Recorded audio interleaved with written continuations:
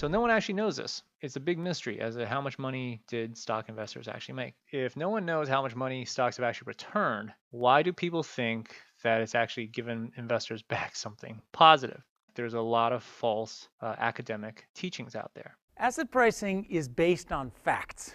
First set of facts, the total return on the stock market versus bond market. Fact one, stocks paid a lot more than bonds. He portrays this as a returns to stocks, but this is actually the graph for the S&P 500 data. So here's the problem with the S&P 500. Most people don't realize this. The S&P 500, of course, is based on 500 stocks. But think about this. Some of the stocks on the S&P 500 today are Apple, Google. Those companies were not around back in 1928. And there are certainly a lot of companies that were around back in 1950 that aren't around now.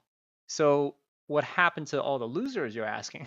Like, what if a company that was on the S&P 500 went out of business in 1960, 1970, 1950, whatever, right? Well, the answer is they just ignore it.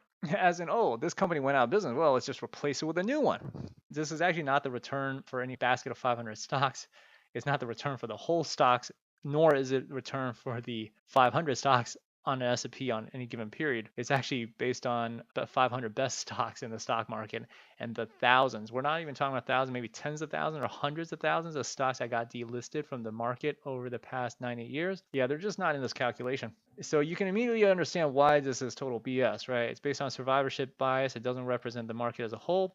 And Mr. Cochran here, in one of the earlier finance classes that he's teaching at the very nascent level, is going around telling people how this is a fact. Bottom line is this: no one knows how much money people have actually made in the stock market. This is actually a very highly debated subject, even amongst finance academics who actually do real research. If you hear somebody say the stock market has returned 8% per year, blah, blah, blah, something number-wise, they're full of it. They don't know what they're talking about. They've been listening to too many Oswaths. They've been listening to too many Cochrane. So now you know the truth. Now you can go out there and destroy the lives of many finance professionals and professors.